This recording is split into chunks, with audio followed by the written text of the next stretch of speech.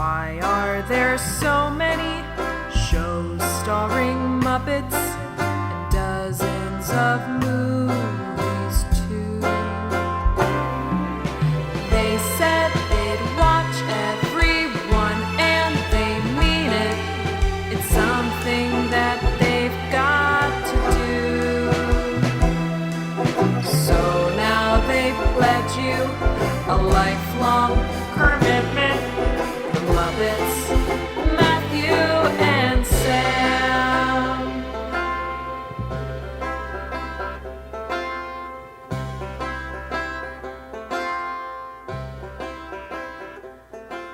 Welcome to Commitment, the podcast where two friends have vowed to watch all things Muppets. I'm Matthew Gatos. And I'm Sam Schultz. And this week we are diving back into The Muppet Show with 3 more Season 4 episodes of The Muppet Show. This week's episodes feature guests Dyan Cannon, Christopher Reeve, and Lynda Carter. But we also watched a little clip from a special called Because We Care, where the Muppets show up and sing a little bit. But before we get into any of that, this week, the Muppets were on a new TV show. I guess not a new TV show. New for the Muppets. They were on Holy Moly. Weirdly big news for the Muppets. They're not even just on an episode. They're on, apparently, the whole season. Yeah, I have never watched Holy Moly before, but apparently this is the 4th season, and they're calling it Holy Moly Forever, like the Gulf 4. And yeah, the premise of this season is that something is going awry. Rob Riggle is trying to solve some problems with the show, and he needs the Muppets' help. Why does he need the Muppets' help? He just happens to be sitting in the ABC headquarters, and Kermit seems to be sitting there waiting for a meeting.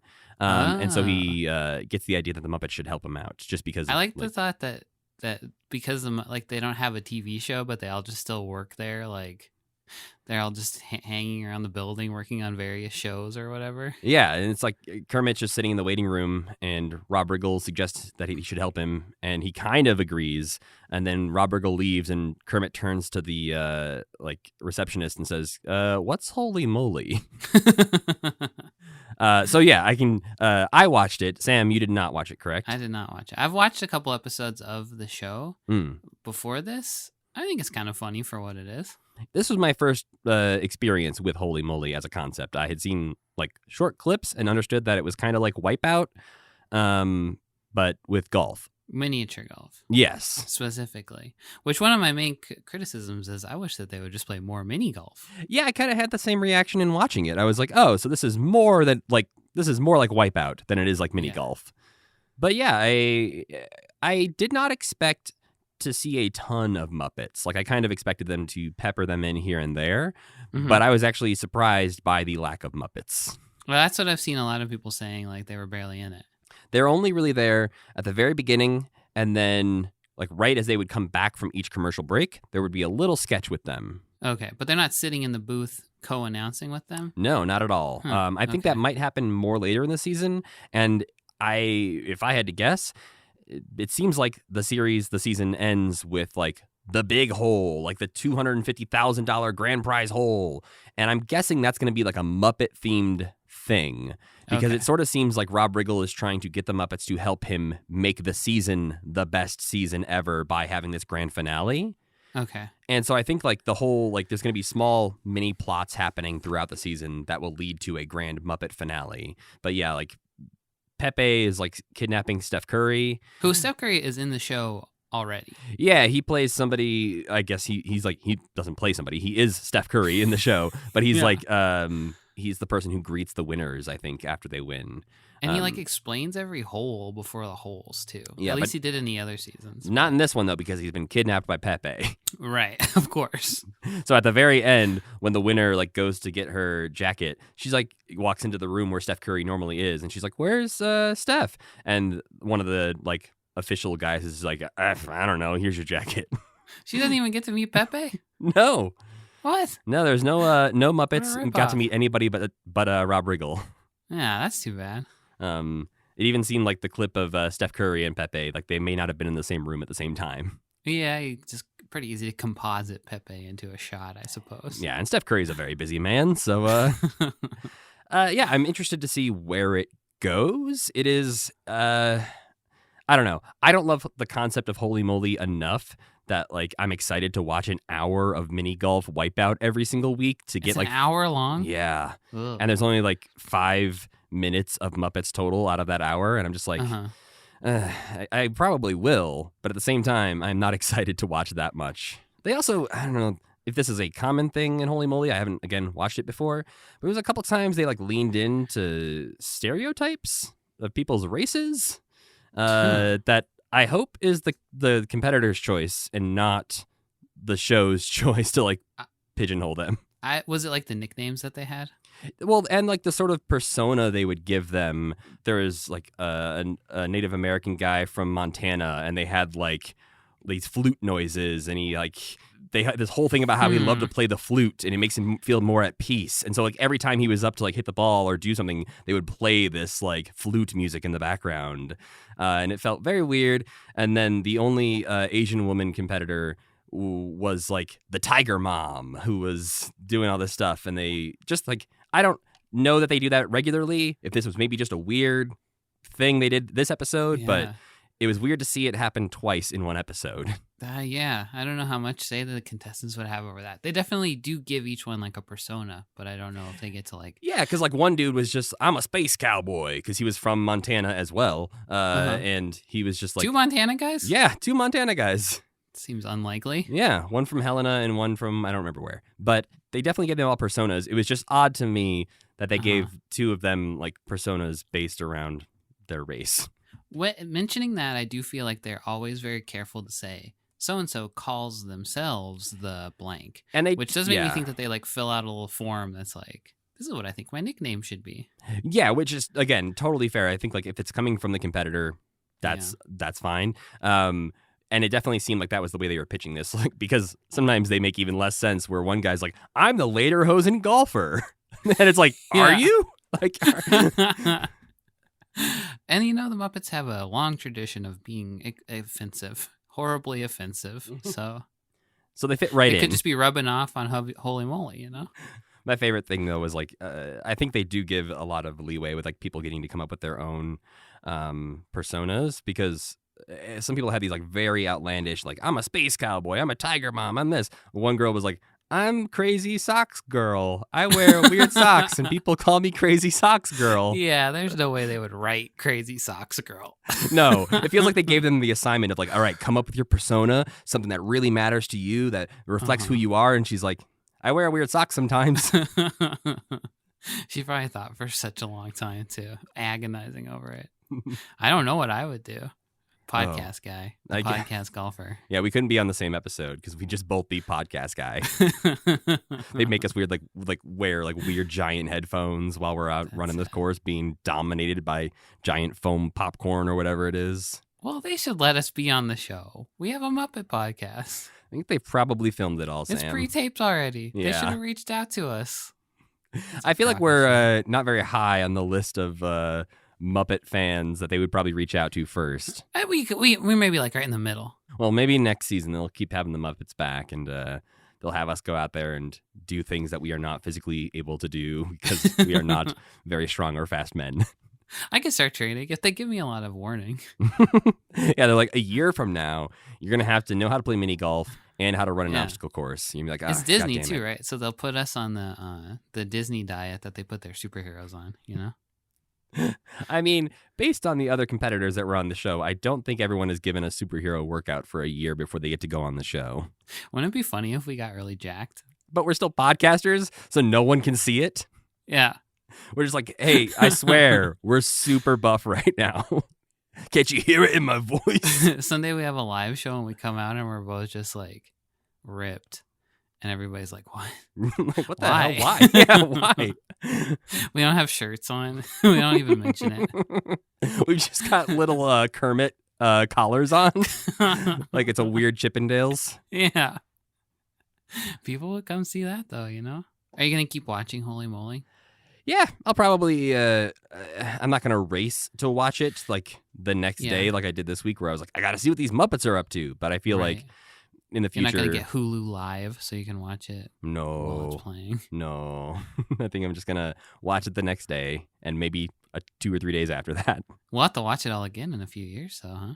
I mean, you say a few. I'm worried it might be more than a few, Sam. A few can mean a lot of stuff. A few might mean 12. But speaking of all the stuff we have to watch for this podcast, Sam, what did we watch this week?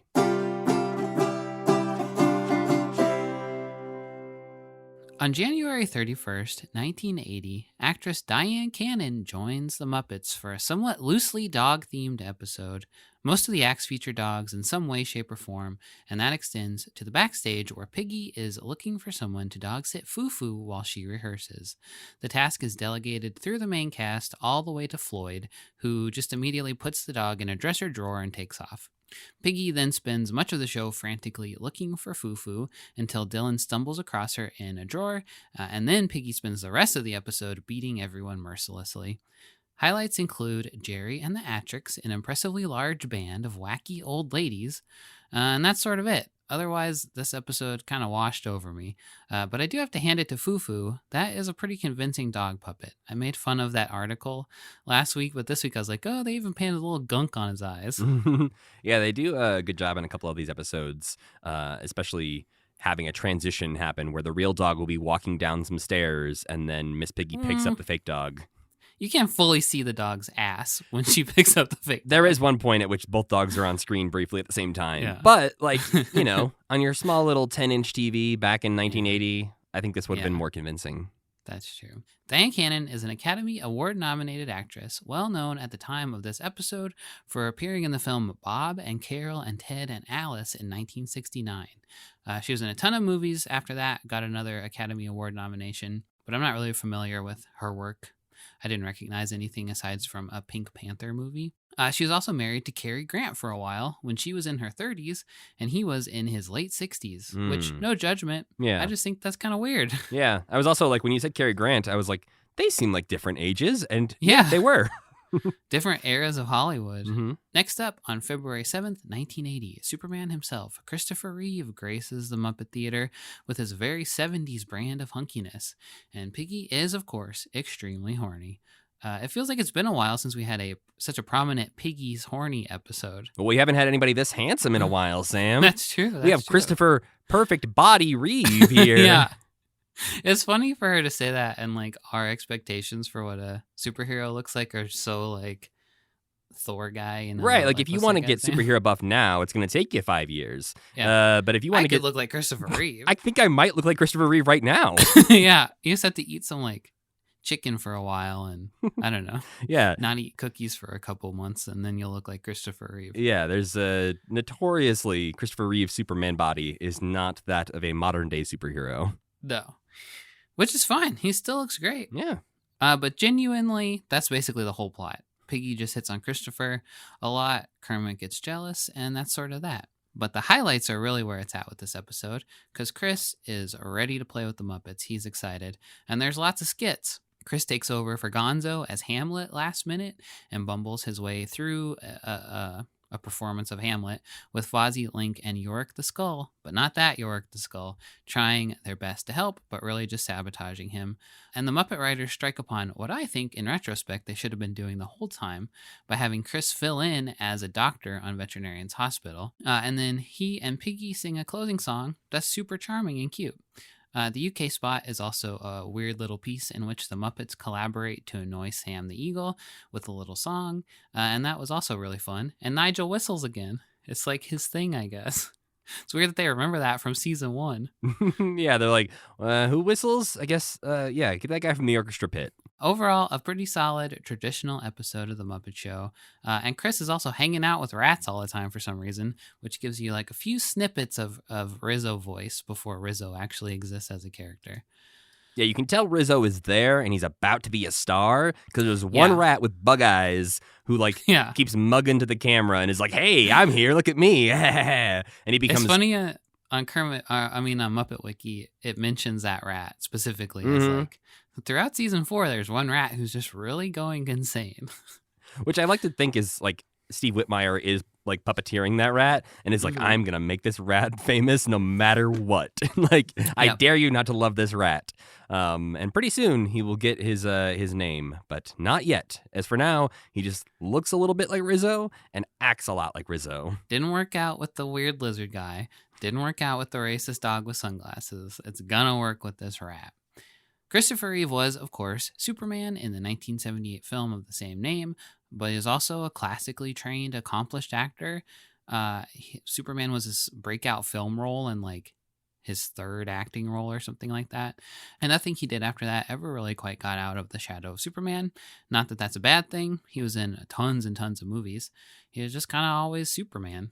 He also apparently turned down leading roles in Splash, Romancing the Stone, and Lethal Weapon, which, maybe he should have taken one of those. Wow. Any of those, like, I can kind of see, like, Splash makes sense to me, but the idea of him in Lethal Weapon, I'm guessing instead of Mel Gibson? That would be weird. That movie is not going to be as long-lasting of a classic as it is now if Christopher Reeve is in that role. Because, Mel Gibson, not a great human, but in that role, fantastic. Yes, Mel Gibson, not a great human at all, which is unfortunate because he is a great fictional scumbag. He just is also a real scumbag, which sucks.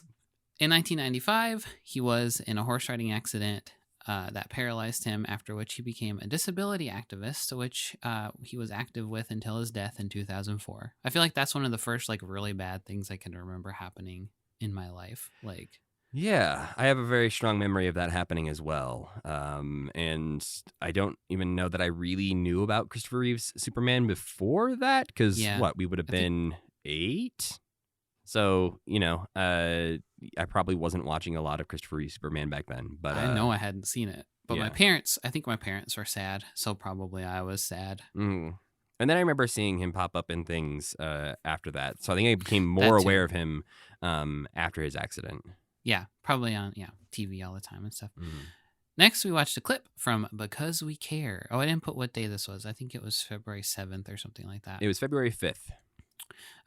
Because We Care was a television benefit for the citizens of Cambodia, hosted by Julie Andrews. So after a quick intro from Julie, a trio of Kermit, a suspiciously quiet Rolf, and Animal start to perform the song Sing. After working through some kinks with Animal's over-exuberant drumming, the whole gang comes in for a big finish. It was very simple and also really cute. And also Winnie the Bird, who helps Chef, is there for some reason. Yeah, they just threw all their puppets in the background, and she happened to be one of them. They didn't even throw all of them. Chef was not there. No. But Winnie was there. Then the theme of DC superheroes and women with Ys where there should be I's in their name continues as Lynda Carter, a.k.a. TV's Wonder Woman, pops by the Muppet Show. I guess after hanging out with Superman, all the Muppets wanted to be superheroes too, so a bunch of them are taking a correspondence course to learn superpowers. Meanwhile, Piggy has switched from horny to her other main character trait, jealous, and concocts a superhero persona of her own, Wonder Pig, to rival Lynda. Unfortunately, her sketch where she fights a big chicken is not very good. By the end, the Muppets trying to get powers are just flinging themselves all over the place and exploding, but they make the best of it by putting on a big musical number production as they do. When you're a Muppet having trouble, that's what you do. Standouts include a very odd opening number where a tribe of pigs are sacrificing Janice to a really cool statue/god that has lots of hands that all end up playing musical instruments, while Janice sings With a Little Help from My Friends, whatever that Beatles song is called, which is appropriate as the rest of the mayhem sneak in to save her. They're her friends, you see. There's also a really cool set for Linda's Rubber Band Man performance that's hard to describe, but it's not like anything the Muppet Show has done for a long time, I feel like. And also, a sheep shoots a wolf point blank in the head. Just lays him out. Yeah. Apparently that sketch was cut from the Nickelodeon airings of the Muppet Show. That makes sense. It's not even it looks like a laser gun, but it just blows a hole in his head. Yeah, they say it's Super Sheep, and Super Sheep comes in, and Super Sheep's only power apparently is to shoot a wolf in the head with a gun. He has a gun, which is a fine power. It works. If you're a sheep, especially. Yeah, it is effective. If you're a sheep with a gun, you're the most powerful sheep in the world by a long shot. Lynda Carter played Wonder Woman on the TV show of the same name from 1975 to 1979, and much like Christopher Reeve, that is what she remained best known for afterwards. And that show was huge, and people still think of her as like the definitive Wonder Woman, so there's nothing wrong with that. After her Wonder Woman career, she had some TV specials, she did some movies, she did lots of voiceover acting for the Elder Scrolls games. Did not know that. And she's even recently gravitated back to the DC universe in Wonder Woman 1984 and the Supergirl TV series. She also seems like a pretty nice lady and is an LGBTQ plus activist, abortion rights activist, and lots of other things activist. She's also constantly retweeting things about the Muppets on her Twitter feed. She is? Yeah, she like follows Muppet history and reposts some of their things all the time. And so she seems to have really enjoyed her time on the Muppet Show, which I think you can see. Yeah. But yeah, like literally 2 days ago, she tweeted a Cookie Monster gif. What the heck? Yeah, she's Let's get them back together. Come on. Get her on Holy Moly. Hit her with a big log. Break every bone in her body. I was going to say, maybe don't have her be like one of the competitors. Push her down a ramp. I don't think you've watched Holy Moly, Sam. That's not what they do. In the one I saw, they were getting pushed down a ramp. Oh, okay.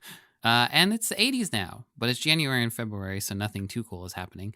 Mad Max is released in theaters, as is the Loretta Lynn biopic Coal Miner's Daughter, which I think will go on to win the Academy Award for Best Picture. Also, the Buggles album with video Killed the Radio Star on it is released, and next year, that music video will be the first music video played on MTV. So some other things were happening around this time, as we talked about previously.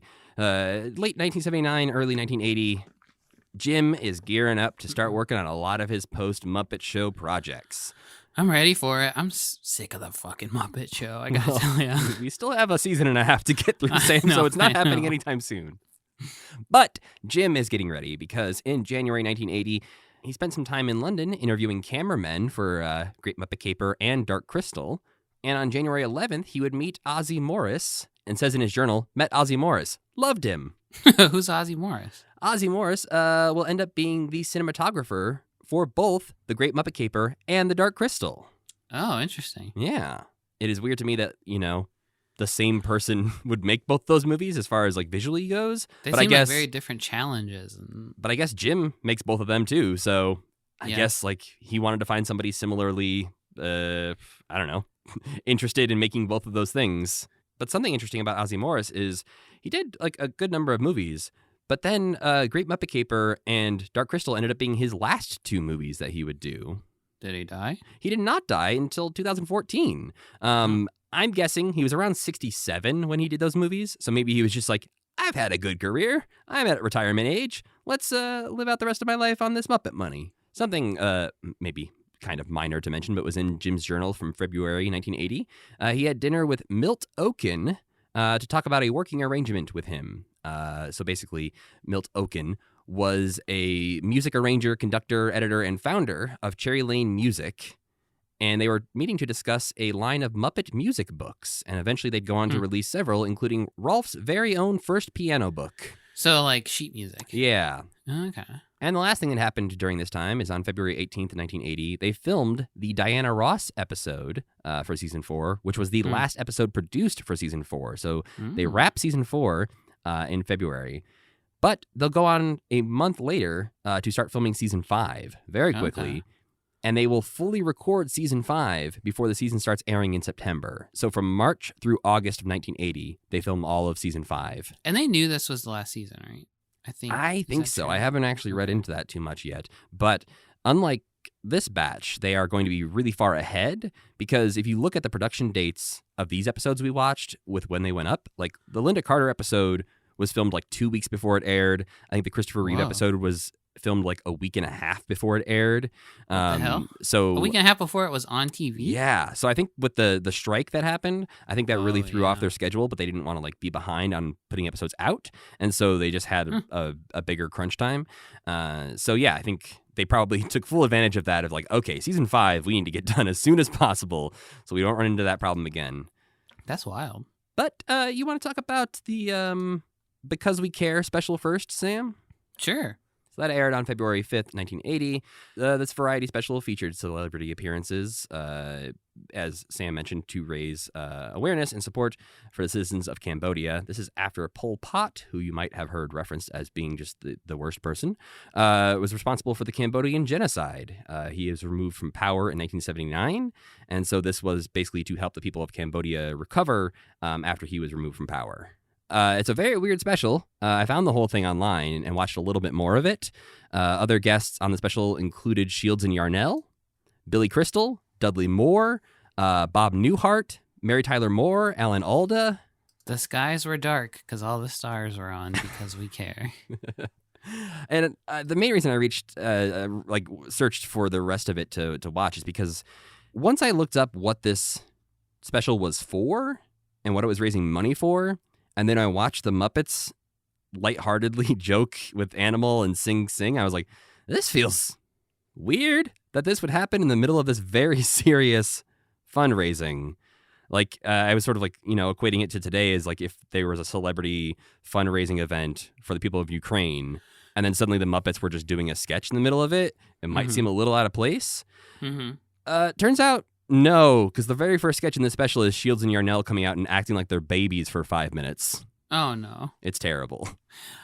Yeah, I think back then people didn't have the internet, so they could only... Yeah, it was like abstract, Michael Jackson also performs at this thing. What's he perform? I don't remember off the top of my head, but he is introduced by Walter Matthau in the least...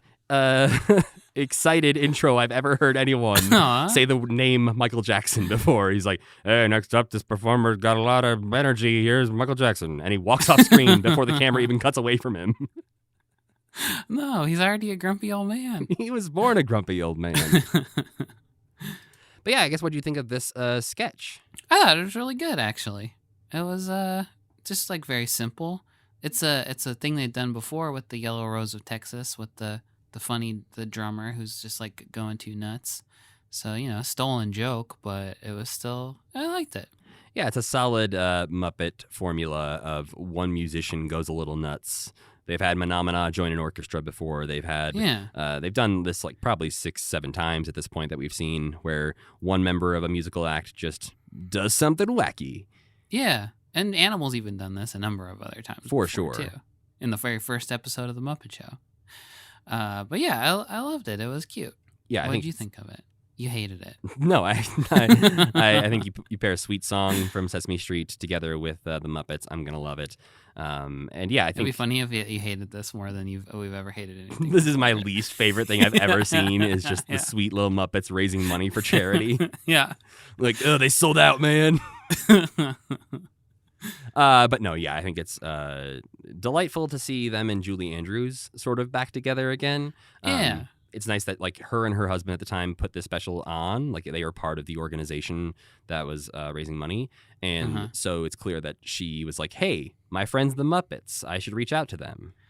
She loves those little guys. She loves them, but yet won't do anything with them again for like 30, 40 years. Well, maybe she's hanging out with them a lot. Behind the scenes. Behind the scenes, her and Animal just getting a drink. Yeah. But yeah, I think it's worth checking out just because, again, you get to see that crossover of Sesame Street and Muppet Show that doesn't always happen. And you get like obviously like a genuinely sweet little moment where Kermit is acknowledging that they're very grateful to be asked to be a part of this thing. Yeah. Kermit is like full nice guy mode at this point. Yeah, which he is not necessarily in the batch of episodes we watched this week. He's trying harder. He hates that fucking dog. He doesn't like the dog, but to be fair, the dog also hates him. Yeah. And we don't know where it started, The dog was alluded to be racist. Wasn't he in like an article or something? Yeah, I think there was an article saying that the frog didn't like anyone green. The dog, you mean? If the frog didn't like anyone green, that would be a big problem. I think I said dog. I think the web chat we're on was just like, og. Listeners, we'll let the tape be the decider on this one. Maybe I said thog. If he hated thog, then me and that dog would be all right. Best friends. Yeah.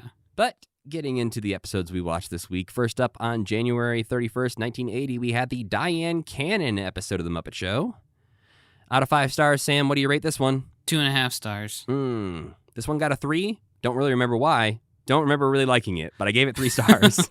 I don't remember this episode, frankly. Something about this episode feels off. And I can't even really put my finger on it. I've watched it twice, and I just found myself sort of like the Crystal Gale episode where I kept zoning out multiple times.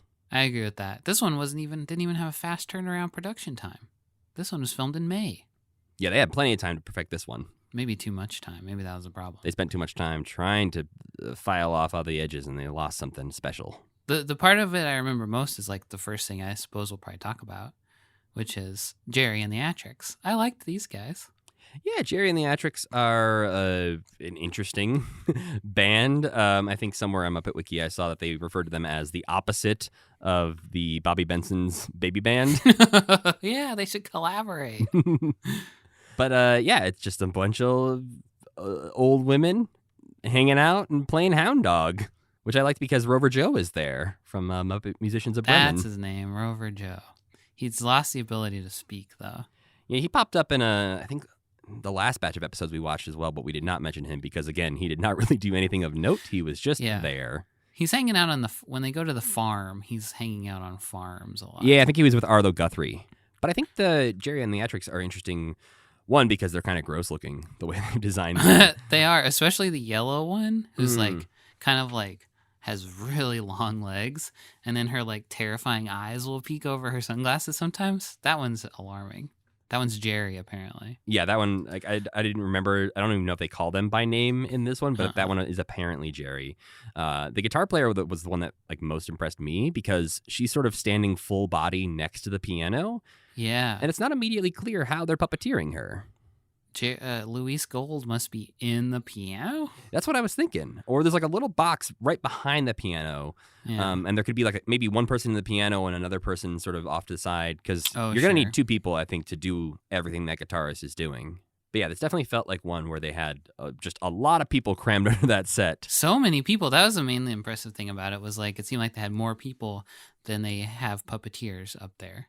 It seems like they're starting to expand their roster a little bit as far as introducing more and more people go. Like I know we saw in the John Denver Christmas special that they had a lot more people on hand to help out. In the very first number, and at the end when they're all in the living room. That's true. Yeah, so I think it's something they're focused on maybe as they're moving into Dark Crystal. They're hiring more puppeteers and they're hiring more for the Great Muppet Caper. So yeah, I think they're using what they have, their resources, quite well at this point. But then, as you mentioned, the entire conceit of this episode mostly is Foo-Foo the dog needs to be watched. And Floyd gets stuck watching Foo-Foo. Mostly, Floyd, though, does stick the dog in a drawer and doesn't actually watch the dog at all. I mean, I think it's like a point. I was surprised he even did it in the first place, that he didn't just walk off and leave the dog alone. He's got some scruples. But what's going to happen to the dog if it's just backstage? There's a bunch of people everywhere. It's going to be fine. Well, and they often show the dog just running around. Yeah. Like, I think in one of the next episodes, like in the opening thing, we see the dog running around and Beauregard just says like, "Oh, where's that dog going?" or something. I don't remember what he says. That's this one. Oh, yeah. So it's like the very beginning of this episode, the dog's just running around. But yeah, Piggy just has a bug in her ass that she has to get somebody watching this dog. But I do agree that it does show that Floyd does have some scruples because yeah, he could just run off or say, "Hey, Zoot, person who probably cannot care for a dog very well, here you go." Oh no. Yeah, that might be more dangerous than leaving it alone. But yeah, I'm not like immediately excited about a Foo-Foo related storyline. But this is probably like her intro, huh? It feels like it, yeah. Like this is the fourth episode of the season that was, or at least in production code order, this is the fourth episode of the season. So maybe this is the real introduction to Foo-Foo in the order that you would watch it on Disney Plus. But not our order, Sam, because we're watching that in New York chronological order. They're really trying to make "I'm not that dog's dada" Kermit's new catchphrase. I don't think it's going to work, though. Yeah, it does not stick around as far as I remember. It was in the episode, the other Foo-Foo episode we watched. He says that, but it doesn't really got legs. But it seems similar to the Tonight Show gag where everyone was congratulating Kermit on being engaged to Miss Piggy. Yeah. And everyone else seems to be in on the joke to make Kermit frustrated. And it seems like that, like people are constantly referring to Foo-Foo and Kermit as "you're that dog's dada," and he gets pissed right off. I'm not this horrible little racist dog's dad. I'm telling you, this dog's a racist. But then we have Kermit going out on stage doing a very adorable little thing. He does his own fanfare. Yeah, I like that. He walks out going, ba, ba, ba, ba, ba, ba. But he's here to introduce Dyan Cannon's first musical number, singing the song Civilization in a big old jungle number with lots of animals, pretty much every animal puppet they have at this point, hanging out in the jungle, including the snake from Emmett Otter's Jug Band Christmas. But this number mostly just devolves into noise and bongos by the end. Yeah, very unfocused. A stupid song. Also not, like in retrospect, literally the only thing not about dogs. Except there's a veterinarian's hospital with Jerry and the Atrix, but that at least ties in. But this one's so not about dogs, it's kind of weird that the rest of it is so much about dogs. Yeah, you're right. The only thing in this entire show, pretty much, that isn't somehow dog-related is this. Or tied to something else, yeah. And it's just like a big mess. I feel like they've done a bunch of jungle ones that are just a big mess. They need to leave the jungle alone. But this sketch ended with a very 70s joke from Statler and Waldorf that I had to Google to figure out. I Googled it and I still didn't figure it out because the name was not spelled how I expected. Yeah, so I think it's Waldorf says something like, "Oh, I thought she had an eye patch." And Statler says, "No, that's her sister, Marcia Dyan." Marcia Dyan's not a person, by the way. That's not a joke on itself. There's like 3 layers of joke happening here. There was a real man named Moshe Dayan, who was an Israeli military leader. Most notably was the Minister of Defense from 1967 until 1974. So I don't know enough about Moshe Dayan to elaborate on that at all. No. But that's what the joke is referencing. Yes, and they mention an eye patch, and he wears an eye patch. Yes. So that's like a 3 layers deep joke about the Israeli Minister of Defense in the 60s and 70s. I feel like those don't come up as much as I would expect them to. Like completely incomprehensible jokes to us. I am very happy for that because I watch enough Golden Girls and Dick Van Dyke that I am used to those types of jokes where I'm just like, what the hell does that mean? Everyone lost their shit laughing at that joke, and I have no idea what those words mean together. Yeah. Then we have something we always like. They carry on a character from one sketch into the veterinarian's hospital sketch, and we get one of the members of Jerry and the Atrix as the patient, who just confuses Dr. Bob by mentioning that she's an octogenarian. And I can't tell if Dr. Bob is just messing with her or if he actually doesn't know what an octogenarian is. Well, he's not a real doctor, so it doesn't matter. What, Sam? You're telling me that dog is not a real doctor? I did like you're a vegetarian except you eat octopuses. That was pretty good. Yeah, that's the only joke I wrote down as well. Also, it was a little grim because he kept just basically saying, like, you're about to die. Yeah.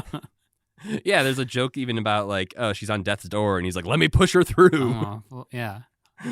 And one where she's like, am I going to make it? Or am I going to be okay? And he says, you were until you came in here. That'd be like the scariest thing to hear ever. Yeah, not a very comforting doctor. His bedside manner needs some work. No, he's like a doctor in like a haunted house. Oh, and I'm just picturing a Muppet's haunted house. That would be pretty cool, actually. I don't like it. It wouldn't be, it would be a cute one, right? It would be like the Beetlejuice haunted house they do at Halloween Horror Nights or whatever. It'd be like a more light haunted house. There wouldn't be blood and guts everywhere. But I am easily scared, Sam. Well, I am too. I would never even go in the Beetlejuice haunted house. Yeah, no, I went to Universal Studios at one point in like March. It wasn't even Halloween time. And they had like a haunted house there that was like Universal Monster themed. Right. And I was like, it's not Halloween. There's kids going in this. I'll be fine. I was not fine, Sam. Oh, no. Were there people in there jumping out? Yeah. Oh, there was lots of monsters in there. It was like a normal haunted house, but just in March for some reason. I was not prepared. You got scared by Frankenstein? Yeah. He's not even scary. He's nice. He was not nice. I was like the little girl in the lake. He tried to be nice to her. Yeah, and what happened? She was mean to him, rude to him, Just don't scream in his freaking face and you'll be okay. That's the mistake I made. The next scene features Dyan Cannon with some of the worst fake drinking acting I've ever seen on screen. I didn't notice. She has a little teacup at the beginning that she's drinking from when Kermit walks into her dressing room. Uh-huh. But it's very clearly very empty and just like tinking around on the little saucer she's got there. And I'm just wondering, like, okay, I guess they were like, you need to be doing something when Kermit comes in. Grab this. Act like you're drinking because there's not even an ounce of water in that cup. Then Kermit references something that I don't know if like Dyan Cannon was known for wearing wigs or not, but he comes in and comments on if everything is okay with the wig. And she's like, I'm not wearing a wig in this show, but not like she's not super mad about it. Like she's not mad that he would accuse her of wearing a wig, but it seems like the wig is maybe something people would know about her. Right. I got that same impression. Or like that she had a wig on right now and was self-conscious about it. Her hair is very interesting looking. It's very, very 70s, like Farrah Fawcett-y kind of thing. Sculpted. Yeah, but it's that is not the wig that Kermit is talking about. He is talking about a wig kept in a cage that's just gonna bite your frickin' hand off. A living wig with horrid teeth. But this wig felt a little bit like a precursor to Fizz Gig from Dark Crystal, the little fuzzball. I'm gonna go ahead out on a limb here and guess that you love the UK spot in this episode. I didn't love it. I thought it was just fine. I figured, you throw the Afghan Hound, you throw Rolf, you have some dogs singing together. That sounds like the recipe for a Sam number. I think I was so bored at this point of this episode, maybe, that, it's fine. It's fine. I can't complain about it. I can complain about Muppy a little bit. Why? They slapped some big old bug eyes on Muppy. He has weird eyes now. Muppy has big blue circle eyes that don't look very Muppety and also are just, like, scary. Like, it looks like Muppy's had too much coffee. Muppy was fine as he was. Yeah, I guess they wanted to differentiate. I don't know why they had a good thing going with both Rufus and Muppy early on, and they were just like, let's ruin them. They ruin Rufus? Well, they just get rid of Rufus. Yeah. That sucks. Don't acknowledge that he ever existed. Rufus should have been Rolf's brother. That would have been cute, right? Yeah, like Snoopy's family when they come into town and hang out. Like his family's so cute, too. They should just have There's Rufus that one that show just up. looks like Snoopy, but he's fuzzier. You know what I'm talking about? I love that guy. Then Miss Piggy is terrified, thinking that the Swedish Chef has boiled her dog Foo-Foo. This one's a little troubling for a couple of reasons. Yeah, so Swedish Chef is making some hot dogs. He's making a single hot dog. He's making one single hot dog in a giant pot. Yeah. Which, seems a little out of character because he is just making something that's not fighting back. Boring. Yeah. What are you getting out of this if you're watching in the audience? Yeah. Watch me boil this hot dog. Sit there for 8 minutes while I do nothing else. But Miss Piggy comes in and the confusion happens when he says the dog is in the pot. And so she thinks Foo-Foo is in there. And instead he, maybe not even reassuringly, pulls out the hot dog and says, no, hot dog. You want a hot dog? No. Hopefully she doesn't want a hot dog. No, that's her cousin, Swedish Chef. That is her relative there that you're boiling up and offering to her. In this universe, they shouldn't even be eating hot dogs. Period. No one should be eating hot dogs anymore. I mean, they very often reference bacon and other things. They shouldn't. No. But I mean, Swedish Chef is always on a murderous rampage trying to cook his friends, so... That's true. Maybe he's the only person in the world who eats hot dogs and bacon and stuff. He's just like a prolific serial killer. Yeah, let us not forget that he tries to murder Big Bird later on in 1987. But murder in this universe is legal. You can murder a Muppet. It's legal. I mean, they usually recover, whether or not their heads blow off or whatever. They seem fine. It's like Toontown, You come back. You regenerate. But also, I wanted to see Swedish Chef get hit, and he blocks it with the lid of the pot. He pulls a Captain America and just shield blocks it. Somebody's got to hit this guy eventually. He'll get his comeuppance, I have a feeling. I feel like Swedish Chef is owed some major karma. I feel like the last moments of his life are seeing himself getting lowered into boiling oil or something, right? To be eaten by something. A bunch of vegetables hanging around the pot, just boiling him and then devouring him alive. Eating his human hands first. Oh, it's the tastiest part. The rest is not real. But this episode wraps up with a number in a pet shop and a bunch of dogs where Dyan Cannon and the dogs are singing Hey Big Spender. And she eventually picks out a little thog dog. Yeah, that's why I didn't like him. It's all coming around. I get it now. And there's a small little cute dog that she's like, this is the one I'm taking home. And he sounds exactly like Thog. Nasty. But Baskerville, Afghan Hound, and Muppy are all hanging out there in the pet shop. And then we have the new sort of Dog City-esque looking Muppet dogs as well. There's some weird dogs in there. There's some that look very naked to me. There's one that's got like weirdly big, like curly hair and earrings or something. Yeah. I did not like this. It was creepy to me. Creepy? Yeah, she's just in love with those dogs too much, you know? The song is too sexy for the situation. Well, and if it was Rolf in there, he'd be like, yeah, you could take me home. All right, baby. Yeah. Yeah, they already walk a fine line with like sexualization of Muppets. And then when you're treating them too much like dogs, but you're also being like, I want to take you home. It's like, come on. Diane. Well, it's like, okay, we're okay with Fufu because Fufu doesn't talk. So like you can treat Fufu like a pet. But this dog is like saying, hey, please take me home. And you're like, yeah, okay, I guess I have to. You asked. I need to help you. You're trapped in a dog's body. But yeah, overall, an okay episode. Yeah, I like moments of this episode quite a bit, but overall, it did not keep my attention. No, I feel like this would have been a good like season 2 episode. If this had been season 2, it would have been like, oh. If we had watched all of season 1 and then saw this, we'd be like, this is great progress. This is actually coherent. And then on February 7th, 1980, we get the Christopher Reeve episode of The Muppet Show. Out of 5 stars, what'd you give this episode, Sam? I gave this one 4 stars. Ooh, I gave it 3.5. I almost gave it 3.5, but then as I was thinking about it, I was like, that was fun. Yeah, I like him a lot in this. He clearly wants to be there and clearly loves the Muppets. His charisma gave him an extra half star. Apparently, Christopher Reeve, who has been on The Muppet Show before, when he was one of the Japanese pole vaulters, I think is what he performed in the Steve Martin episode, I believe. Yeah. He became friends with Jim Henson and Frank Oz while he was filming Superman in London, apparently. I don't know how they ran into each other, but that's the story I saw online. London's small town, isn't it? I don't think so. Small country. No. Small country.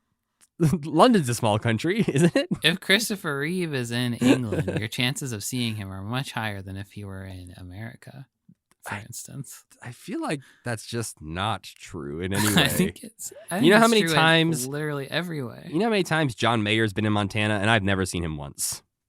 They come here to hide, though. You go to London to walk the high street, you know? So Jim's walking the high street one way, Christopher Reeve's walking the high street the other way. Meet in the middle. That looks like Superman over there, but it couldn't be.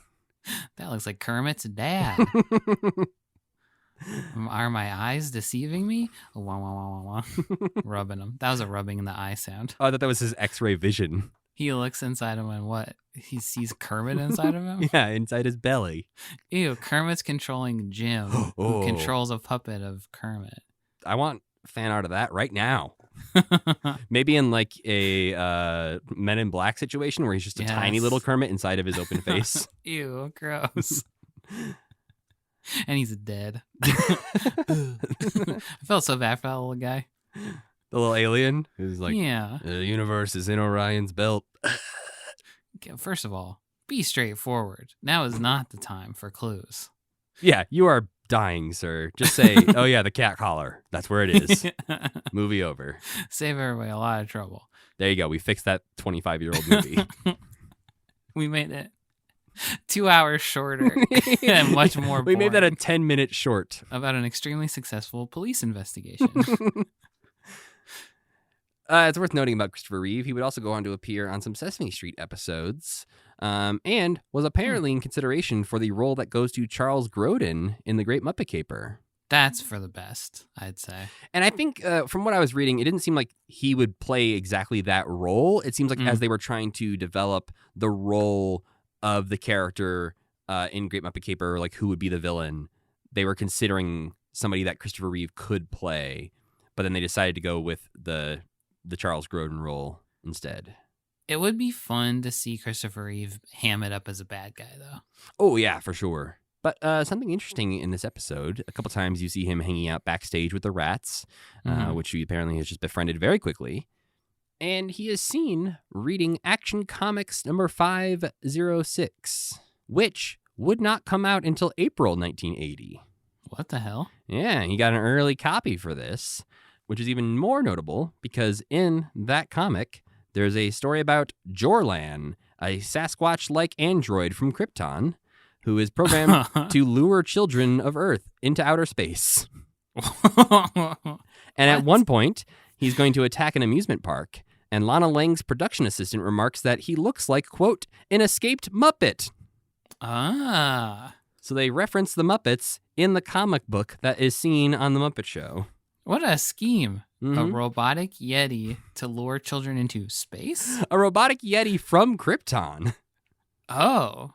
How do you get off? Interesting. I'll have to read Why did they comic. make him? Well, they were doing things different up there on Krypton, you know? The planet did explode because they were all a bunch of ding-dongs, so... At the opening of this episode, one thing I noticed is when Kermit introduces Christopher Reeve, he shouts out Christopher Reeve and then says, yay, like always. But the yay, like, stops. And Kermit keeps flailing. It's the yay's like he's falling off a cliff or something. It's like, yeah. Yeah, but we keep the camera on Kermit in the same way we always do. And he keeps flailing and his mouth is open. But maybe, maybe Jim just had to cough or something because he just stops yaying. They haven't pre-recorded just like random mouth flapping and superimposed something over it, have they? I don't think so. It seems like they're because he's behaved differently at times when we've seen him sometimes looking around or like looking up at the sign. So yeah, I think that's and they're already filming the Gonzo trumpets. They probably film all the Kermit ones at the same time. Yeah. How hard is it to get behind a big O? But yes, this episode opens up with Kermit in a robe because it's time for Disco Frog. I fucking hate Disco Frog. Why? It looks like shit. They're not doing a good job dancing him. He's so flaily. If I was Jim and I watched that, I'd be like, let's take that again and let's not jump around so goddamn much. Yeah, he should do some disco, you know? He's got his little disco suit on. Yeah, it's just not good. You can tell they filmed this one with the puppeteers and the background covered in black cloth, and sort of using like a screen effect to like do a double exposure kind of thing. Yeah. So it looks like the frogs and the lily pads are just floating in a pond and the alligators swimming through. I did like the floating frogs. That was cool. Yeah. There's a couple times though that the effect is ruined. A couple times you can just see the outline of the puppeteers as they're controlling. Shadowy figures hunching through the swamp. Yes. But it's just not my favorite. I don't want to see it ever again. Well, I don't think we will, Sam, so I think you're saved. I bet it'll pop up on freaking Sesame Street one of the times we watch it again. Yeah, we'll just have to watch it again because they'll re-air it. At least he wasn't a ghost. Like, this version seems more Sesame Street appropriate to me. I think he's too sexy for Sesame Street in this one. You think so? His little outfit is too sensual? Sexy. Okay. Then we find out we're about to get another musical number from the Muppet movie in The Muppet Show because Piggy plans on singing Never Before, Never Again from the Muppet movie. But then she finds out that the new love of her life, Christopher Reeve, is going to be the guest on tonight's show. And all of her plans suddenly change. But yeah, it's interesting that they have constantly referenced the Muppet movie as a thing they did together. Yeah, I like that. And I was looking forward to her singing this song. Yeah, I think it's a nice bait and switch because they lead up to it so much that you are ready to be like, yeah, you know what? Let's hear that song again. This is a great song. Yeah, but the twist is pretty funny. But speaking of twists, we have an injury. Gonzo has sprained his nose. He twisted his damn nose. Because he was supposed to be hanging from his nose while performing the entire first act of Hamlet, which seems like quite a bit for like that's going to take the whole episode of The Muppet Show. Yeah. But he was rehearsing with some heavy shoes, and so he sprained his nose. Heavy shoes. That made me laugh, because what the hell's a heavy shoe? I mean, maybe he's got some Doc Martens or something on. He forgot to take them off, yeah. Or he's like Goku, and he's just training with like weighted clothes, so he's more... You ever watch Dragon Ball Z? I have not, but I understand, when baseball like players have a weight on their bat when they're swinging. Goku Goku's shirt is very heavy.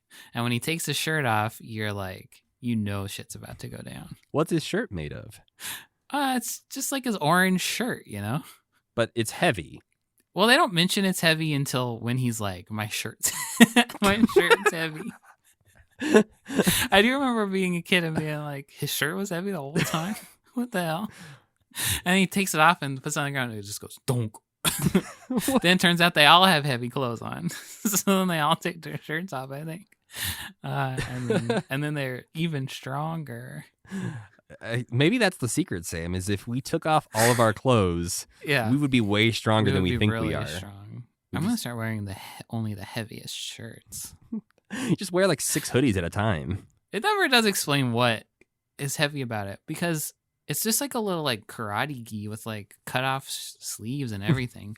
It's like there's nowhere for heavy stuff to go unless it just has like a bunch of like lead weights in it or something, and like in the bottom, I don't know. Yeah, to me that just sounds like a personal preference of like, I'll have a t-shirt on sometimes and I'm like, I'm gonna go take a nap, and I'm like, this t-shirt's too heavy or like thick or uncomfortable to take a nap in, so I'm gonna change into like a cozy t-shirt. It's like a sensory thing. Yeah, and so I think like maybe Goku just thinks his shirt is heavy, but it doesn't actually weigh any more than a normal shirt. It's just like a Gildan shirt or something, and he's like, or maybe he's got anxiety and it's like a thunder blanket. A thunder, the heavy the thunder shirts like dogs wear. Yeah. He's got a dog shirt on. So he's letting his anxiety out when he takes it off, and he's like, ah! He's like, yeah. He's really just keyed up then. Anyway, Gonzo hurt his nose. And Scooter suggests that Chris Reeves should step in. Yeah. He says that Chris Reeves is real good. And apparently Christopher Reeves didn't come to the show to do anything. Like he just came to sit and backstage and read a comic book with a bunch of rats. Yeah, who in the cold open, he is a little disturbed by the fact that he got rats in his dressing room. Yeah. But apparently he very quickly took to them because he's just hanging out with them for the rest of the episode and just seems a little bothered when somebody comes to get him. Exactly. He's like, oh, I guess I'll stop hanging out with my friends and go do your stupid show. Whenever Kermit comes back to be like, hey, you want to do this? He's like, what now? Yeah. He is, though, at first, he is reluctant to be Hamlet. Yeah. But then after he's asked like twice, he's like, okay, I'll do it. It is fun. I didn't know until I was looking it up after this episode, but he is like extensively trained in Shakespearean acting. Yeah, I believe he went to Juilliard because he was roommates with Robin Williams while he was there. Yep. And yeah, then Christopher Reeve performs the soliloquy from Hamlet. And at one point, Beauregard runs out because he forgot to bring in the prop, which is Yorick, the skull. I think he is going on lunch. So he's like, I have to bring this in now because I got to go on lunch. Yeah, no, because they actually have a pretty good joke there because Christopher Reeve says, upon what grounds do you disturb me? And Beauregard says, it's my coffee break. And he's like, coffee grounds? Yeah, I thought that was good. This was a good use of Beau. I like him like screwing up the act by being a bad stagehand instead of being in the actual act. Yeah, and just like knocking things over or dropping things on people's heads. Mm-hmm. But yeah, I do wish Yorick had been Yorick, our old Sam and Friends friend. He just looks too weird. He doesn't really read as a skull. I know, but when you have a head named Yorick already in your roster, yeah, it feels weird to introduce a different Yorick. Yeah, but he's not been seen since 1960. Well, so even a better reason to bring him back out, I suppose, for all the real Jim Henson heads out there. I have to imagine, though, Yorick at this point was probably not in the best shape. I don't know. He probably didn't exist anymore. Maybe he did. Jim just let his dog chew on him or something. Oh, yeah, he did. But, yeah, this got 2 thumbs up from my Shakespeare-loving wife. Cool. Yeah, I freaking love this. This is my favorite kind of Muppet Show thing, though. Like, when they do skits, I'm just like, this.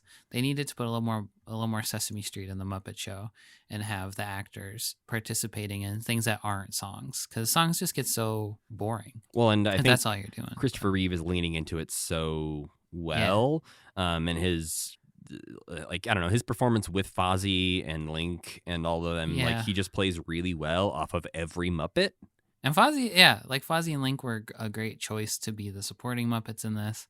And then I was cracking up when they sang the little barbershop quartet song at the end. Yeah, they sing Brush Up Your Shakespeare, which is a song from Kiss Me Kate, I think is the name of the musical. Uh-huh. Which is a musical about people trying to make a musical of Taming of the Shrew. Oh. So yeah, it's a musical about Shakespeare, but inspired by Shakespeare at the same time. But it's just extremely good. Yeah, no, this is a peak Muppet Show sketch. If you ever want to show anybody one sketch from the Muppet Show and say, this is what it's like, boom, nailed it. But you kind of be lying a little bit, because it's not always what it's like. This is what it's like at its best. Yeah. Then Christopher Reeve is a doctor right alongside Nurse Piggy and Nurse Janice. He has stepped into Dr. Bob's shoes because Dr. Bob is the patient in this veterinarian's hospital. Did they ever say what's wrong with him? No, they're just so. like punishing him for his sins. Yeah, which this is one of those ones where there's a couple of moments where Christopher Lee is like, I don't know, he's playing it up and like fake laughing. He said Christopher Lee. This isn't Christopher Lee. Are you sure? We'll let the tape we'll let the tape decide on it. I'm just saying I've never seen Christopher Lee and Christopher Reeve in the room at the same time, so they could be the same person. He just turns his head around and he's got Christopher Lee's head on the back of him. Superman is Count Dooku. That's all I'm saying. But yeah, what do you think of having the celebrity in a veterinarian's hospital? I didn't think it was particularly hilarious, but when it started, I was like, oh yeah, they could let the celebrities come and play in these little things that they do, and it's kind of weird that they don't do that, because it's like instant fresh material to have a new person there, and sometimes these veterinarians hospitals are not good. They're never horrible because they're always kind of cute, but I liked the idea of this. Same. I think the idea is better than the execution. Although, speaking of execution, Rolf does have a couple really good lines where Christopher Reeve says something about like putting him to sleep for the surgery. Yeah. And he's like, never say put to sleep to a dog. And he's like, we're going to fix you right up. He's like, never say fix to a dog. Yeah. So I like those moments where you're like, yes, this is not entirely a show for children, which is what a lot of people label a Muppet Show. They're going to cut Rolf's balls off. Then it's your song, Sam. It is my song. I was like, hey, wait a minute. You get a whole song in the Muppet Show. Sam the Eagle comes out looking more molted than I feel like we've seen him previously. His arms are looking a little weird. He's got a lot of pink showing on his arms, which is a little upsetting to me, honestly. No, I was kind of curious where that pink was coming from. If it was just like a weird camera effect or what was going on. I don't know, because I think he kind of has it in the next episode, too, when we see him again. Yeah. He sort of has that pink happening. So I think it's a design choice, but it looks like he's molting and stressed, which I don't love. He does seem really stressed. And both of them, he's also... Do they ever say he's writing to a very important person? Do they say who that is, though? I don't think so. I mean, they haven't yet so far, but like maybe there's a big payoff in season 4. I thought that was weird. He's just like, they're like, who are you writing to? And he's like really cagey about it. He's like, a very important person. Maybe he's trying to get the show shut down and he's writing to the censors or something. Maybe so. For some reason, I thought Ronald Reagan, but Ronald Reagan's not. I don't think he's the president yet, is he? No, I think he's still just Ronald Reagan, the former actor guy. Governor of California? Probably. Was he governor of California? Something like that. I don't know about anything before I was born, Sam. He just seems like he'd be pen pals with Ronald Reagan. He was president in 1981. Okay, so he was running for president this time, probably. Campaigning, yes. Yeah, he was governor up until 1975, so this is about when he was probably announcing he's running for president. So maybe Sam is writing to Ronald Reagan. He's like, I'm gonna get in this guy's good side. That makes sense to me. Writing to President-elect Reagan. I think Reagan testified against people at the House Un-American Activities Committee, so... Sam would totally have testified against the Muppets if he had been around at the time. Yeah, he would have called out Kermit for being a communist for sure. He would have had them all executed, yeah. But yeah, I guess it's like you said, it's just a weird little number. Not really anything special to it, but we do get to see Nigel again, which is nice. I love the conceit that Janice and Floyd are just like, let's fuck with Sam. Let's ruin his day. Yeah, we convinced Nigel and Beauregard to be part of it too. Yeah. Something recently that tripped me up is I was reading the Art of the Muppets book, and in that book, they spell Beauregard as a 2-word name. It says Beau-regard. Like they had just never heard the name or something? Well, it's written by somebody who worked with the Muppets. I think it's like Michael Frith or somebody wrote that book. So it feels like maybe one of those things where they just like changed his name up a little bit over the years, or like back then they were referring to him as like a 2-name man of Beauregard. Like it was a joke name or something? I don't even know. That's a real name. Weird. But yeah, in that book, there is a very clear, like his first name's Beau, last name Regard. Next up, we have a Muppet Labs, where they're trying to invent an electrically heated milking machine so that cows' teats feel nicer. I didn't think of it that way, but yes, that is what they're doing. It's an oddly practical invention for Bunsen here. Normally, he is trying to invent something like edible paper clips that seem to have no real effect in the real world. Or even the nose warmer, which is like close to practical, But I feel like this is probably something that actually exists at this point. Why'd you have to say that? It's putting a big cow's big nipple in there. That's gross. Where do you think your milk comes from, Sam? I don't know. I don't think about it too hard. I drink oat milk. Why does milk come from an oat? But that oat's teat could be cold. But what ends up happening in this sketch is that Beaker's hair gets tangled up in the little milk devices, and somehow that curls his hair. He gets a perm. Yeah. And in this sketch, this is the one where Bunsen calls him Beaky Poo and also refers to him as hauntingly attractive. There's a lot going on there. I also think Bunsen's puppet is desperately in need of a refurbishment. His little jowls are cracking off or something. He's got a little like turkey neck effect happening where his head meets his shirt, and I don't like it, and I don't feel like it looks like him. Good. He looks like he's been smoking or something. Yeah, I feel like maybe 5th season Bunsen will get a new puppet. Then it is time for the performance of Never Before, Never Again from the Muppet movie. But Piggy has other plans and decides to break Rolf's fingers by smashing them in the the piano flap. What's that thing called? This is freaking bread and butter, man. You can't break Rolf's fingers. He's ruined. Those are his money makers. Yeah. But apparently that's the only way she could think of to trick Christopher Reeve into coming out and playing piano for her. And she insists that they're going to perform East of the Sun and West of the Moon, which is a lovely duet that even though Christopher Reeve doesn't seem to know, he does a pretty good job with. He knows all the words and knows how to play it on piano perfectly. Although this was one I noticed where a couple times I felt like his fingers were not hitting the notes that I was hearing. They only had a week to put this one together, Matt. Come on. That's true. Unfortunately, though, this delightful sketch does end in another joke at Piggy's expense about her weight, where Piggy asks him to pick her up and fly her over Metropolis, and he comments that she maybe gained some weight, and so he cannot. So the joke here is that even Superman cannot lift Miss Piggy. And another foiled chop. Yeah. She tries to chop him, but he's too strong to be chopped. He is literally made of steel.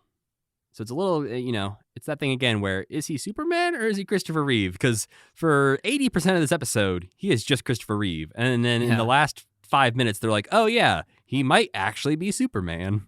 He is tearing things apart in his dressing room, too, remember? Oh, yeah, he is super strong. And he also does quick change in a telephone booth a few times. That was funny because it's just like picturing him like sitting on the ground and then taking all his clothes off. Yeah, he just ducks down and then he naked. Pops up in a different angle. Yeah. All the rats just getting a big eye full of Christopher Reeve's dangling bits. He's actually down there for 20 minutes changing clothes while they're all watching. He's like, don't look at me. Don't look away. Look away. But we do get Super Rat at the end of this. We actually get Super Rat called out by name because Christopher Reeve, earlier in this episode, we didn't mention this, is sitting by the phone booth in case something happens, in case he's needed. Mm-hmm. He's ready to become Superman at a moment's notice. And so when he gets up to go play piano for Miss Piggy, he turns back and says, like, Super Rat, you're in charge while I'm gone. And Super Rat is the one that's definitely almost Rizzo. He's the one who's mugging. Yes. I think it really is distracting. Well, it's also, he's the only rat with giant bulging white bug eyes. So I don't even know if it's as much as that he is mugging or like the fact that he can't help but mug to the camera at this point. And now it's time to discuss the Lynda Carter episode, which aired on Valentine's Day, 1980. Did you fall in love with this episode, Sam? I gave it 3.5 stars. And this one got a 4 from me. Interesting. You like this one better than the Christopher Reeve episode? I did. I think largely because of the superhero correspondence course. Oh, Yeah, that was a pretty good little plot, huh? I like all of our side characters having something to do, and just, I don't know, being real silly. Yeah, maybe I didn't give that one enough credit, but sometimes I think like a superhero joke's like comic takes on superheroes are a little bit like played out, but that maybe that's just like maybe they weren't at this point. I don't know. Let's say there wasn't a lot of superhero movies or TV shows to really pull from at this point. Yeah, that's true. They just had the two mainstream superheroes on their show back to back. Would have been fun if they could have fit Adam West in there somewhere. Adam West would have been great on the Muppet Show. I feel like the Muppets would be like scared of him. I feel like he might be one of those people who's a little too weird for the Muppets. Yeah. In the cold open of this episode, we got a little cute moment where Lynda Carter calls Scooter Scoots, and it makes me think they're friends. There's also a moment much later in the episode where New Zealand falls down and gets hurt, and she seems genuinely concerned for his well-being. And it's like the most human moment New Zealand's ever had, because he's just like, yes, I'm okay, thank you. Yeah, and she like almost falls out of character for a moment. She's like, oh, are you okay? He's like, oh yeah, I'm fine. No one's ever treated me like a human before. Yeah, you want me to throw the fish? I can throw the fish. You don't have to throw the fish. I throw it, but it comes back. And then Gonzo has some horrifying body horror moment here in the opening. Loses his teeth again. This is the second time he's lost his teeth to the trumpet. Yeah, but one time they've exploded out of his face through the trumpet, and now he just pulls them out like he's got dentures. I hope he has dentures. And like he's had teeth ever. Well, and my favorite thing is he pulls them out and he yells, "The embarrassment!" As if that's what we're all thinking is, oh, how embarrassing you ripped your gums out of your mouth. Like, that must have hurt. That's a lot of bone to separate from your body. Yeah, that's like Gonzo later. You just see pools of blood spooling out of his mouth. Miss Piggy sets up the Wonder Pig thing here. One thing that I really didn't like about this episode was the number of times they cut to Lynda Carter and she would go, Wonder Pig. Yeah, no. So, come on. And the bad thing is I think it only happens twice, but it's at least one or two times too many. Yeah. Because, obviously they're going to parody the thing you did. That's what they do here. And so, Piggy mentions Wonder Pig, and we get the exact same joke twice with Lynda Carter being like, what? You're going to do a Wonder Pig sketch? Yeah, it's almost like the same footage twice. It's not, but it just feels like... It feels like they did multiple takes, and then they just like used one later on in the episode. Yeah. But Kermit introduces the first sketch with, how long has it been since you've watched a good old-fashioned human sacrifice? That cracked me up. And when you hear that, you just know what's coming next. Yeah, the pigs are about to do something nasty. It's the pigs, this time playing Aztec pagans. Thankfully, Janice is here to pull them up from fully crashing into Racist Mountain. And they're just nondescript enough that it's like, all right, I guess this could be some kind of pig society, I suppose. Yes. It's like you said, it's not specific enough to really direct hate at anyone specifically. But we do get Janice to start to sing A Little Help From My Friends, the first of two Beatles songs we will hear in this episode. And there is the very impressive God puppet, which has, at my count, at least 4 people behind it controlling it. Yeah, I thought that was really cool. And it was like the one-man band that the octopus should have been. Yeah, and it feels like, because obviously the big stone god, an evolution of the mighty Favog from Saturday Night Live. But yeah, and he felt very Dark Crystal-y to me too. He just looks different. Well, I think it's like convincingly stone-like, so I feel like you could have this... They did this similarly with was it a Sphinx or something in a previous episode where they were doing an Egypt number where you see a background character suddenly become alive. And I feel like this is kind of how this works the same way, where when it first shows up, it's just sitting there still, but you kind of know it's going to come alive because it looks like a puppet. But it looks convincingly... We can clock a Muppet pretty quick these days. Yeah, we know a Muppet when we see it. But I think it's a really, really interesting puppet that I'm sure we'll probably never see again. Yeah, another one of those things they make to make David Laser mad. But I thought this was kind of an interesting little one because the Electric Mayhem never do anything, but they're saving Janice's life. So kind of out of nowhere. Yeah, it's a bummer that we don't get them featured more often, because I do like Janice having this whole musical number to herself, and we get Floyd having a musical number to himself later on. So this feels like a little bit of redemption for them. But it's a bummer that we just get them, and even then we get Floyd and Janice in a lot of backstage plots. Animal pops up to be Animal, but like Dr. Teeth, I don't know what he's doing these days. He is pretty absentee almost all the, like the Muppet movie is the only time really. I think he yelled at who we just talked about her, Mary Poppins. He was like rude to Mary Poppins in that special where they first appeared. Mm-hmm. But like that and the Muppet movie are like the most he's ever done. Yeah, we had a lot more Dr. Teeth early on in the Muppet Show when he would be performing with people. Or just his own songs. But we have not, I feel like at least... He's a bit of a recluse, you know? Well, and at least Zoot is in the orchestra. Dr. Teeth has nothing else to do on the Muppet Show other than occasionally play piano with his band. And lately they haven't been asking him to. The sad truth of it, Ralph's a better piano player than Dr. Teeth. Maybe the 80s will be his time to shine as the electronic music becomes more popular. Yeah. Dr. Teeth does show up in the movies more than Ralph shows up in any of the movies, I feel like, though. He is like the music guy when it comes to movies. Well, just the Electric Mayhem in general, I feel like, are so much more prominent as like a part of the Muppets anywhere else except for these later seasons of the Muppet Show. Yeah. I also imagine that the band had to sit around for a while before they decided to go save Janice. They were just like, oh, that's a bummer. Getting sacrificed, huh? What can we do about it? Absolutely nothing, I think, but we'll try. Then we're introduced to the correspondence course storyline here. The second time the Muppets have referenced correspondence courses, because in the Muppet movie, Fozzie says he learned how to drive via a correspondence course. Yeah. I feel like that's a joke that doesn't hold up anymore, really, but everybody takes correspondence courses all the time in a way. We learn online, but... Yeah, you could say I took a Skillshare class in driving, I guess. Yeah, I guess that would be fine. Correspondence course is a much funnier phrase. Oh, yeah, for sure. But if you don't know what it means, like in this day and age, if you hear the phrase correspondence course, you're like, I guess that's a funny thing. What is correspondence? They make it a little bit clearer in this because we actually do see Scooter receive the package and the instructions. And from what I understand about correspondence courses is they were often a sham. A little scam. Yeah, where people just wanted your money and would send you, like this, a booklet of how to be a superhero. Drawn in crayon. Yeah, which I really, really, really want to recreate as like a prop replica.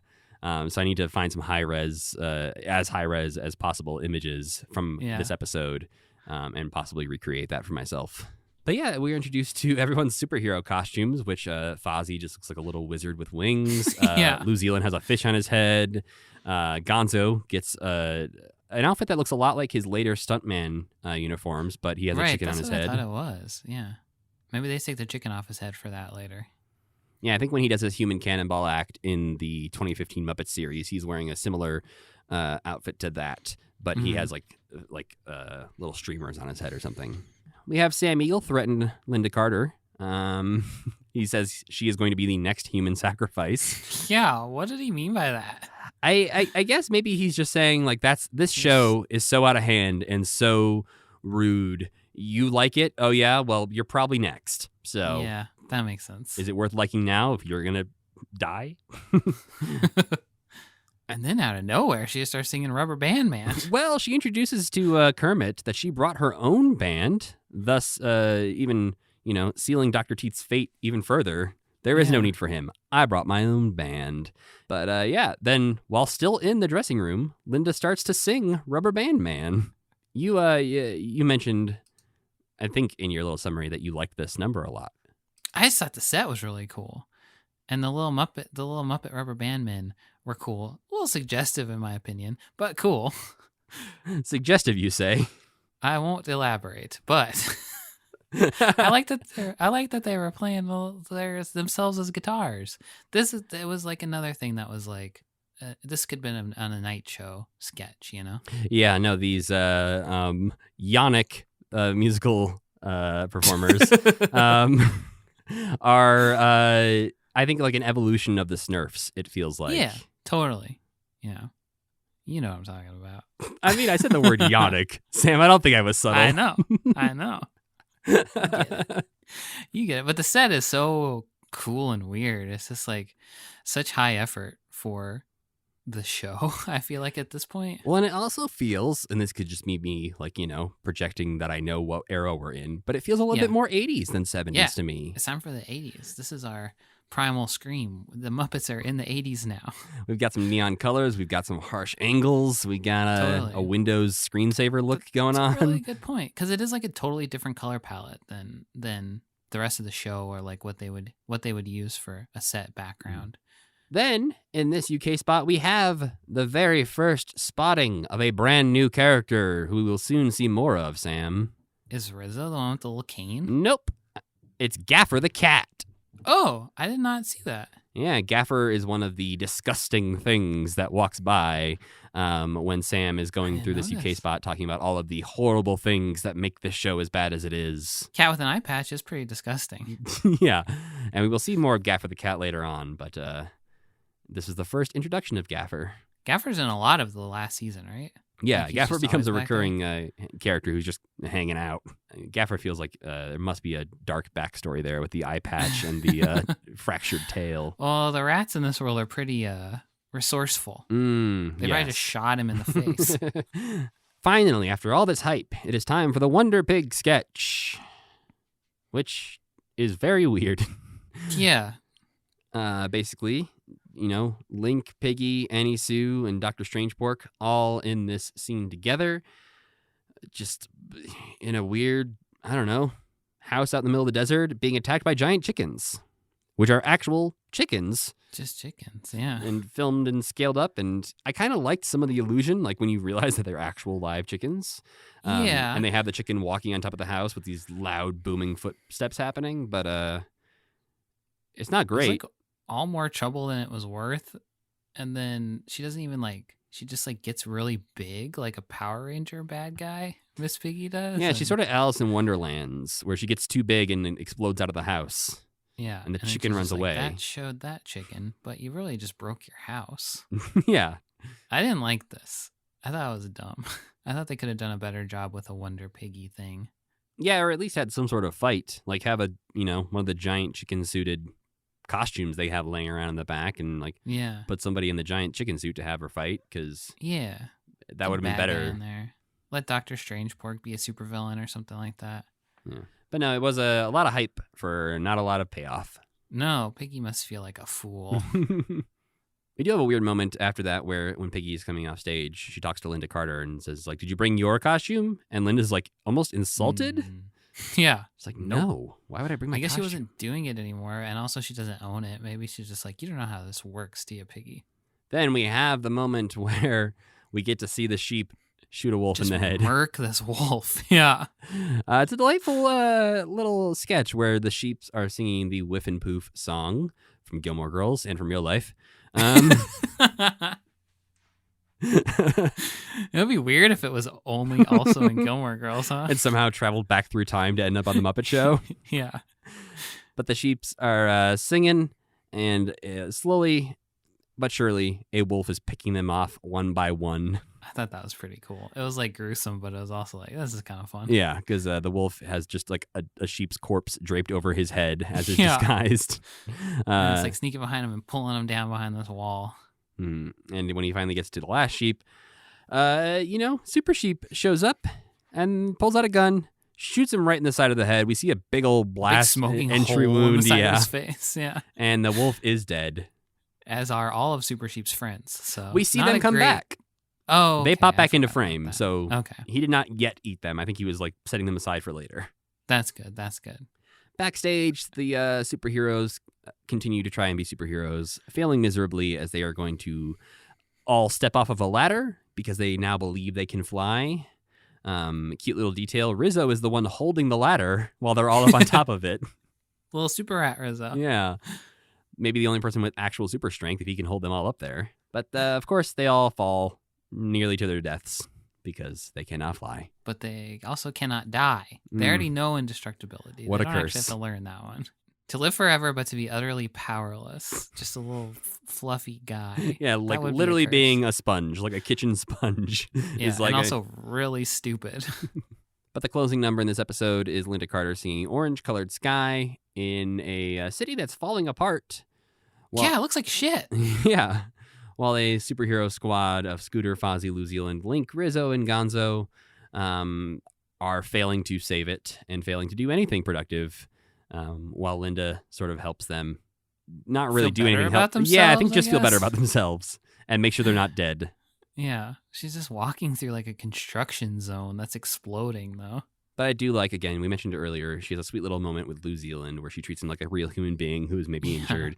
And we just get like a lot of, character moments for all of these characters throughout this section where it seems like they actually have personalities and not just like a one-note thing. There's some camaraderie between them, too.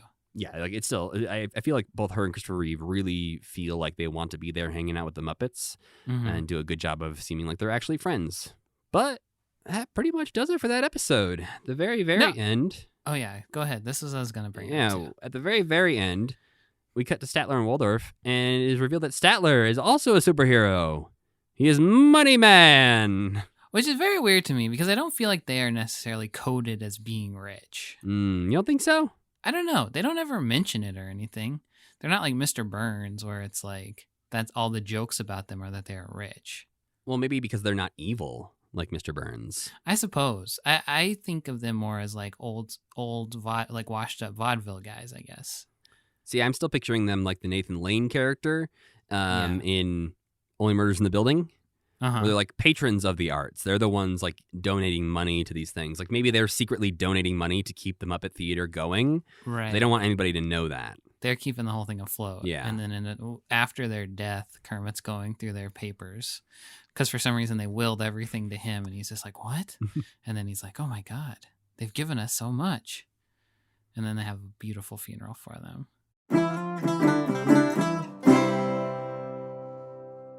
And now it is time for a Muppet News Flash, Muppet of the Week.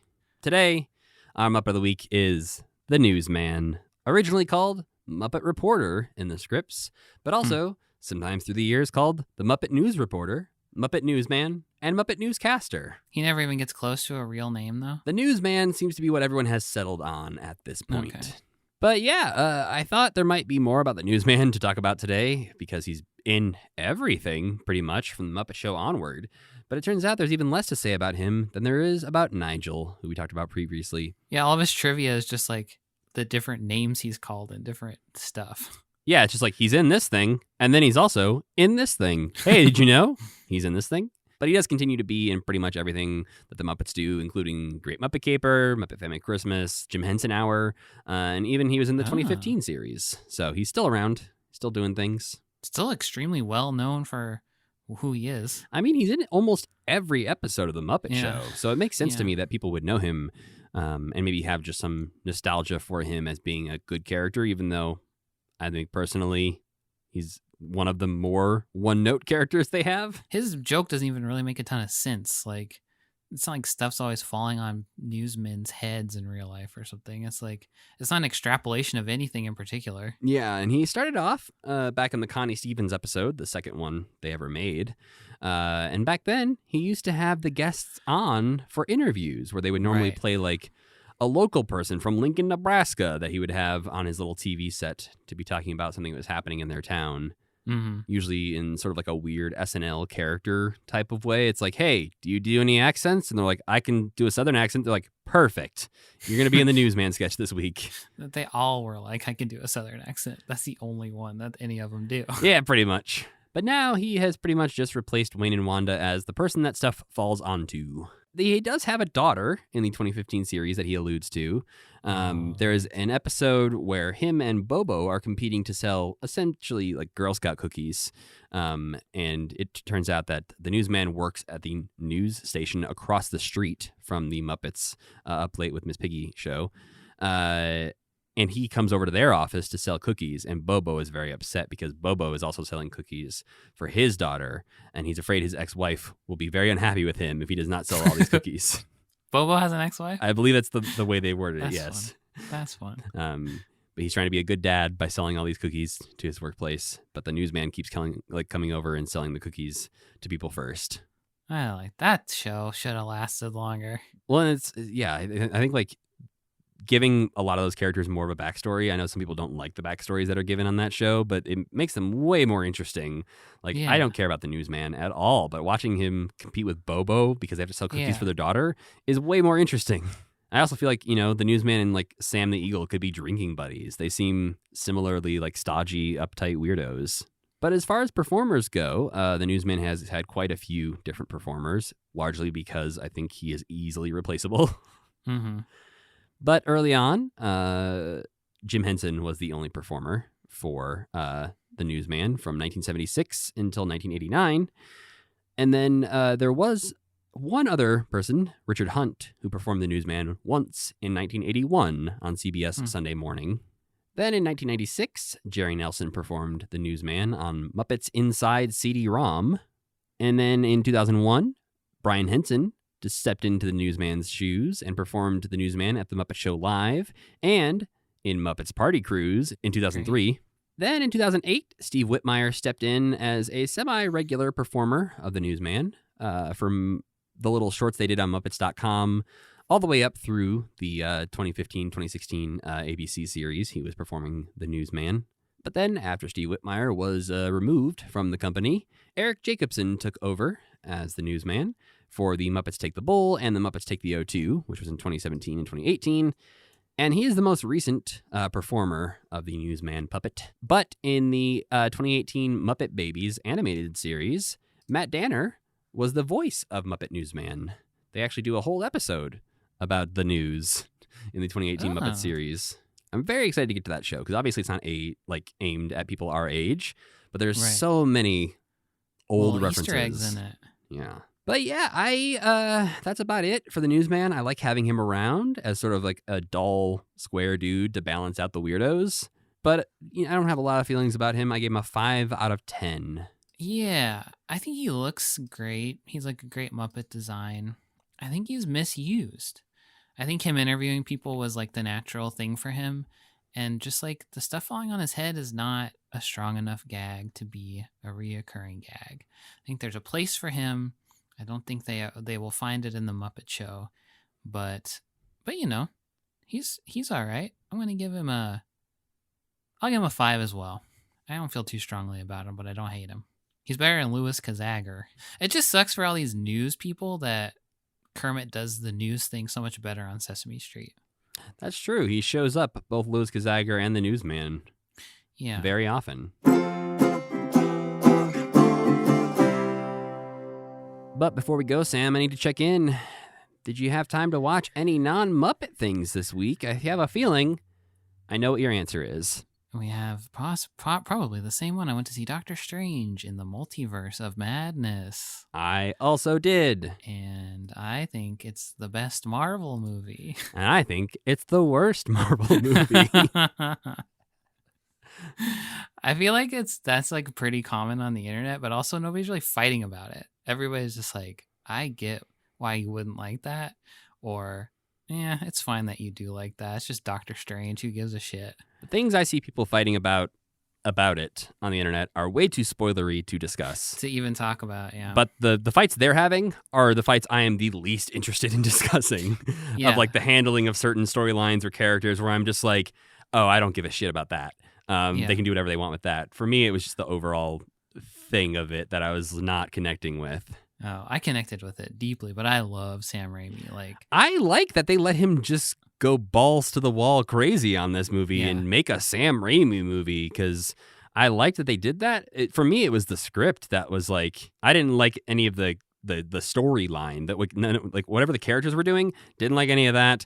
I liked all the moments. I liked the big splashy scenes. I liked the violence, the horror elements. I liked the style. I didn't like the substance.